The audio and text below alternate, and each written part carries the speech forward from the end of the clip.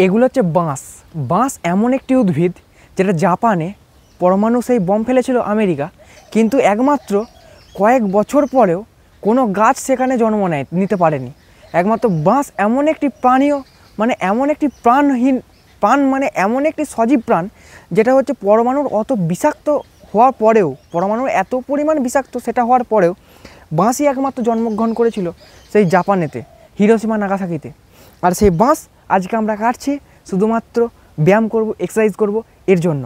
আর কি, যে কুয়া থেকে যে কপি কল যেটা জল তোলার জন্য যেটা কাজে লাগে সেটা ধরবো, সেটা লাগাবো আর কি, লাগিয়ে এই বাঁশ দিয়ে টানবো হাতে করে। তার জন্য এই বাঁশটা কাটছি, দিয়ে সেই বালির বস্তা বাঁধবো, বেঁধে এক্সারসাইজ করব। আর যা করব সবটাই তোমাদেরকে দেখানোর চেষ্টা করব।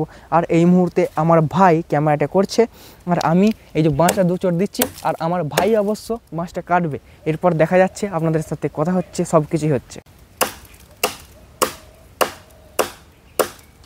ঠিক আছে। বাঁশের জীবন ধারণের ক্ষমতা প্রচুর, আর বাঁশ একটা খুবই অত্যাধুনিক, আর এই মুহূর্তে বাঁশের প্রয়োজন খুব।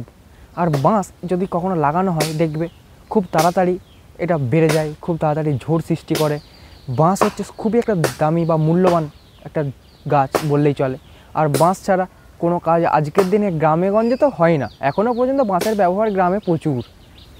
আমরা গ্রামের ছেলে, আমরা গ্রামটাকেই পছন্দ করি, গ্রামের প্রতিটা ঐতিহ্যকে আমরা ব্যবহার করতে ভালোবাসি।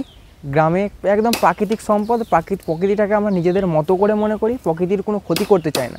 আর এই যে বাঁশ কাটছি, আবার এই বাঁশ ঝাড়গুলোতে আমরা আবার পোয়াল দেবো, ফলে আবার যেন এই বাঁশগুলো আবার আরও বেশি করে ওর থেকে যেন আবার হয়, বেরোয়, এর জন্য।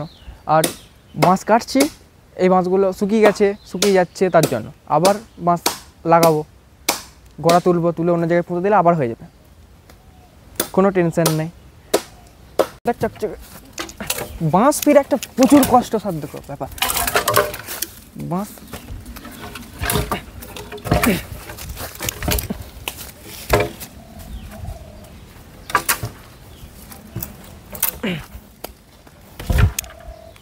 অফ করে